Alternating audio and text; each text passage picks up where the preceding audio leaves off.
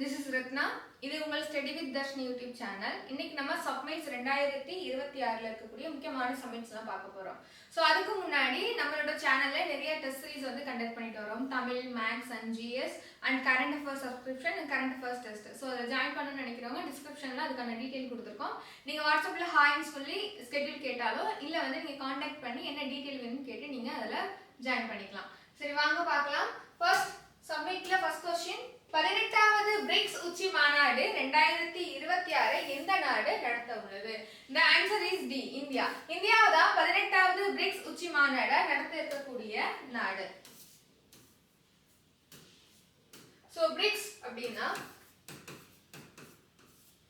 Brazil, Russia, India and China, South Africa. So initially நமக்கு South Africa கிடையாது, லேட்டரா தான் நமக்கு South Africa ஜாயின் பண்ணது. சோ அதோட அப்ரிவேஷன் பார்த்தோம்னா BRICS. சோ மெம்பர் கண்ட்ரி யாரு? Brazil, Russia, India, China and South Africa. So நமக்கு Rio de Janeiro பிரேசில்ல தான் இதுக்கு முன்னாடி நடந்த சம்மிட் வந்து நடந்திருக்கும். சோ 2025 ஆனது. and இப்போ நமக்கு 2026ல எங்க நடக்குதுன்னா இந்தியால இருக்கக்கூடிய நியூ டெல்லியில நடக்க இருக்குது. சோ இதெல்லாம் இதுக்கு முன்னாடி நடந்த சம்மிட் எங்க நடந்ததுங்கிறது. அதே மாதிரி பிரிக்ஸ் வந்து எப்ப ஃபவுண்ட் பண்ணாங்க அப்படினா 2006. சோ ஹெட் குவார்ட்டர்ஸ் பிரிக்ஸ்க்கு இருக்கு. நமக்கு ஒரு செப்பரேட் ஹெட் குவார்ட்டர்ஸ் கிடையாது. பட் ஆனா பிரிக்ஸோட பார்ட் தான் நியூ டெவலப்மென்ட் பேங்க்ங்கிறது. சோ இதோட ஹெட் குவார்ட்டர்ஸ் பார்த்தோம்னா சைனால இருக்கக்கூடிய ஷாங்காய் தான் நமக்கு நியூ டெவலப்மென்ட் பேங்கோட ஹெட் குவார்ட்டர்ஸ். பட் பிரிக்ஸ்க்கு ஸ்பெசிஃபிக்கா ஹெட் குவார்ட்டர்ஸ் கிடையாது, permanent headquarters. Okay, original member யாரு? Brazil, Russia, India, China. லேட்டரா நமக்கு 2011ல பிரிக்ங்கிறது பிரிக்ஸா மாறும். ஏன் அப்படின்னா சவுத் ஆப்பிரிக்கா 2011ல ஜாயின் பண்ணனால. சோ பிரிக்ஸ் இப்ப India, China, South Africa plus add ஆயிருக்கு.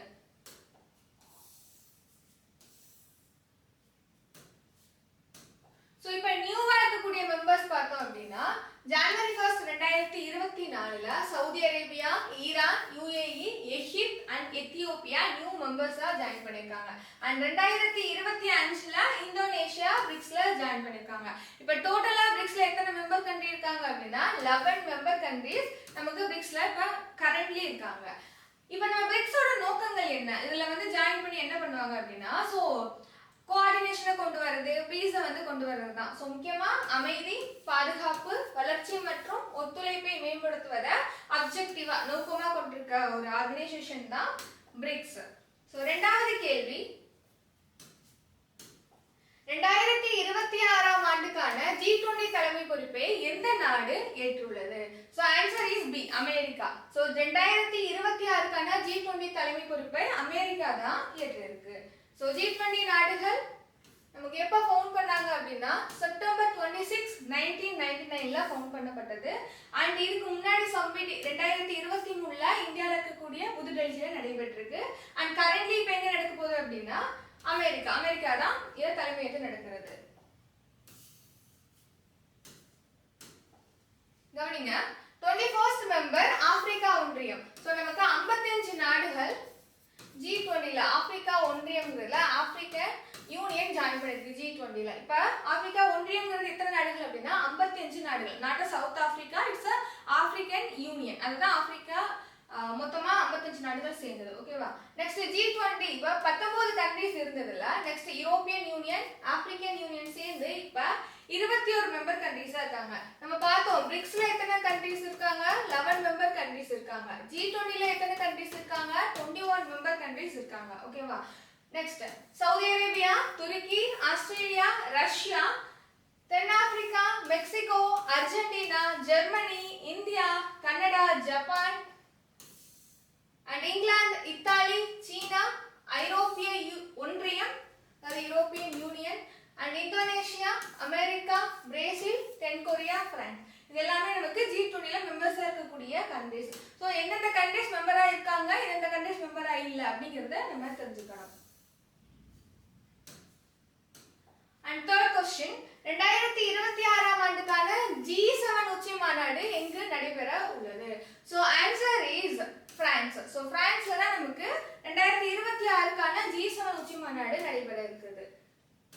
சோ இதுக்கு முன்னாடி 2024 இத்தாலியிலையும் அண்ட் 51வது பதிப்பு 2000 2005ல கனடாவிலையும் இப்ப 2026ல பிரான்ஸ்லயும் நடக்க இருக்கு. அண்ட் பிரான்ஸ்ல எங்க நடக்க இருக்கு அப்படின்னா எவியன்லஸ் பைன்ஸ்ல தான், அந்த சிட்டில தான் நடக்க இருக்கு. 1975ல Canada, France, Germany, Italy, Japan, Britain மற்றும் அமெரிக்கா ஆகிய நாடுகள்ல இணைந்து முதல் உச்சி மாநாட்டா நடைபெற்றிருக்கு. சோ ஃபர்ஸ்ட் எப்ப நடந்திருக்கு அப்படின்னா 1975ல தான் G7ஓட ஃபர்ஸ்ட் மாநாடு நடைபெற்றிருக்கு. ஓகேவா?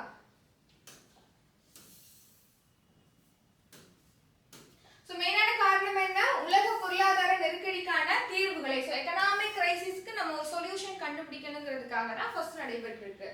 நெக்ஸ்ட் அடுத்த ஆண்டு கனடா. சோ அடுத்தது நெக்ஸ்ட் கனடா இணைந்தனால இப்ப G6ங்கிறது G7. சோ 1975ல நமக்கு 6 கண்ட்ரிகள், லேட்டரா நமக்கு கனடா ஜாயின் பண்ணனால இப்ப now எத்தனை கண்ட்ரிஸ் இருக்காங்க? 7 கண்ட்ரிஸ். லேட்டரா ஜாயின் பண்ண கண்ட்ரி எது அப்படின்னா கனடா.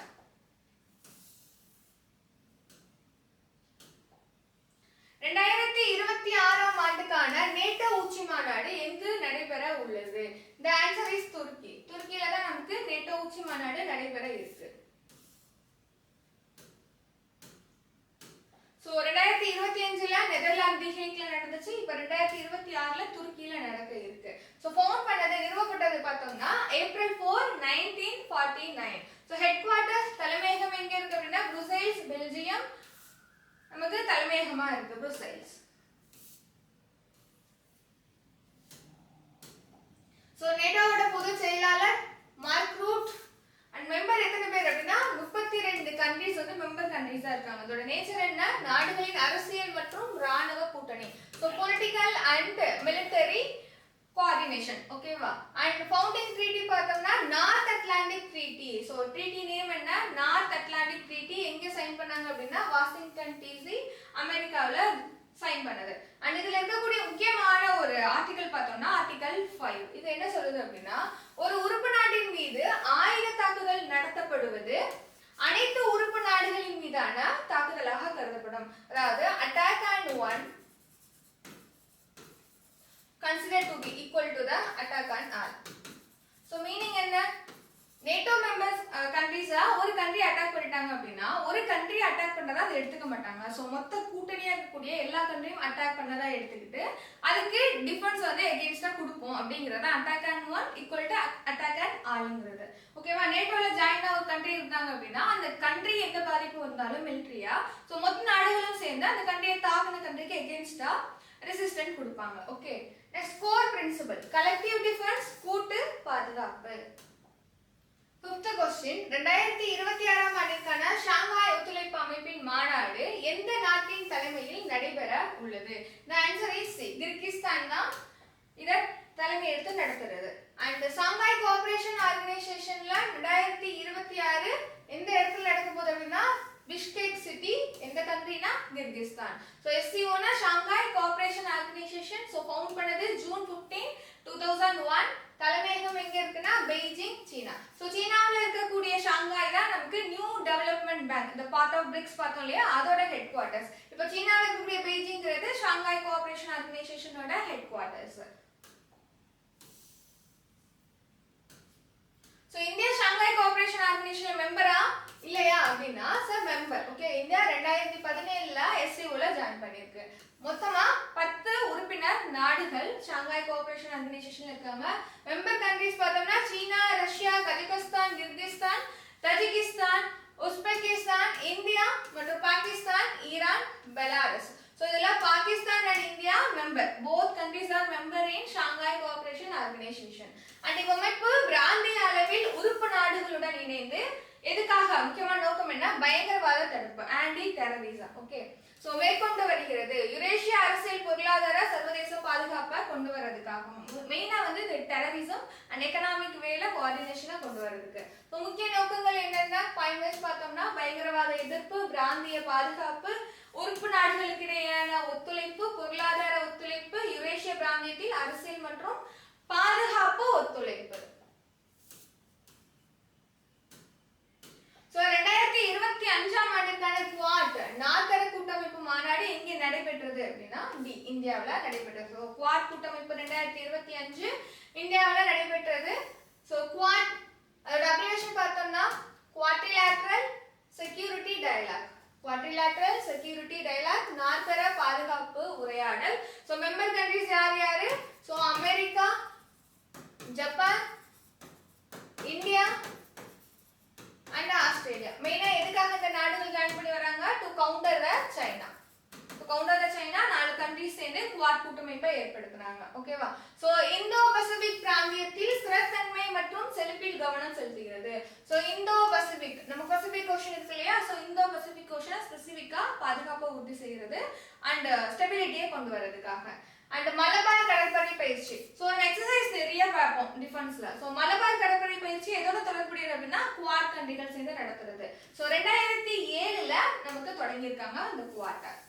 நெக்ஸ்ட் क्वेश्चन, 7வது பிம்ஸ்டெக் உச்சி மாநாடு எங்கு நடைபெற உள்ளது அப்படின்னா பங்களாதேஷ். சோ நம்ம 6th ஒன் தாய்லாந்து பேங்காக்ல நடக்கும் அண்ட் 7th ஒன் வந்து பங்களாதேஷ்ல நடத்துவாங்க அப்படின்னு சொல்லி தலைமையேற்றிருப்பாங்க.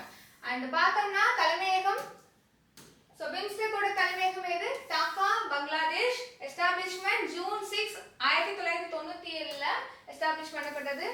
பிம்ஸ்டெக்கோட விரிவாக்கம் பார்த்தோம்னா Bay of Bengal Initiative for Multi Sectoral Technical and Economic Cooperation. ரொம்ப முக்கியம், Bay of Bengal Initiative for Multi Sectoral Technical and Economic Cooperation. வங்கக்கடலின் பன்முக தொழில்நுட்ப பொருளாதார ஒத்துழைப்புக்கான முயற்சி. 1997ல பங்களாதேஷ், இந்தியா, இலங்கை, தாய்லாந்து அண்ட் மியான்மர், நேபாளம், பூட்டான் மொத்தமா 7 நாடுகள் சேர்ந்து தொடங்கிய ஒரு அமைப்பு தான் பிம்ஸ்டெக். சோ மெயினா என்ன? பங்களாதேஷ். சோ பே ஆஃப் பெங்கால சுத்தி இருக்கக்கூடிய கண்ட்ரிகள் ஹெட் குவார்ட்டர்ஸ் எங்க இருக்குன்னா பங்களாதேஷ்ல இருக்கு. இதோட முக்கிய நோக்கங்கள் என்ன? ஒரு ஆர்கனைசேஷனோட முக்கிய நோக்கம் என்ன? கோஆர்டினேஷனா அந்த சுத்தி இருக்கக்கூடிய மெம்பரா இருக்கக்கூடிய கண்ட்ரீஸ்க்குள்ள ஏற்படுத்துறது அண்ட் எகனாமிக் பொலிட்டிக்கலா ஸ்டெபிலிட்டியை கொண்டு வரது அண்ட் எனி ப்ராப்ளம் இருந்தா அதுக்கான சொல்யூஷன் கொண்டு வரது. ஒரு சில organisation anti terrorism, anti trafficking and சயின்டிஃபிக்கா ஷேர் பண்றது. ஸோ இதெல்லாம் தான் முக்கியமான அப்ஜெக்டிவ். இதுல எந்தெந்த ஆர்கனைசேஷனுக்கு எந்தெந்த அப்ஜெக்டிவ்ங்கிறது லிட்டில் பிட் வேரி ஆகும். ஓகேவா? பிம்ஸ்டெக்கோட முக்கியமான நோக்கங்கள் என்ன? பிராந்திய ஒத்துழைப்பு, பொருளாதார வளர்ச்சி, தொழில்நுட்ப ஒத்துழைப்பு, வர்த்தக மற்றும் இணைப்பு, ஆற்றல் ஒத்துழைப்பு, பாதுகாப்பு மற்றும் பயங்கரவாத எதிர்ப்பு. 8வது கேள்வி, 2026ஆம் ஆண்டு ஆசியான் உச்சி மாநாடு எங்கு நடைபெற உள்ளது? இந்த ஆன்சர் இஸ் பி, பிலிப்பைன்ஸ்ல தான் நமக்கு நடைபெற இருக்கு. சோ ஏசியானோட தலைமை 2026 பிலிப்பைன்ஸ்ல ஏற்றுக்கிறாங்க. அண்ட் கருப்பொருள் தீம் என்ன அப்படின்னா எதிர்காலத்தை ஒன்றாக வழிநடத்துவது, navigating our future together. And ஏசியானோட விரிவாக்கம் பார்த்தோம்னா Association of South East Asian Nation, தென்கிழக்கேசிய நாடுகளின் கூட்டமைப்பு. அதாவது ஏசியாவில தென்கிழக்கு பகுதியில் இருக்கக்கூடிய நாடுகளோட ஒரு கூட்டமைப்பு. தென்கிழக்கு ஆசியாவில 10 நாடுகள் பொருளாதார மற்றும் புவியியல் சார்ந்த அரசியல் கூட்டமைப்பா அமைக்கப்பட்டிருக்கு இந்த ஏசியன். சோ ஆகஸ்ட் 8 1967ல ஃபவுண்ட் பண்ணப்பட்டது.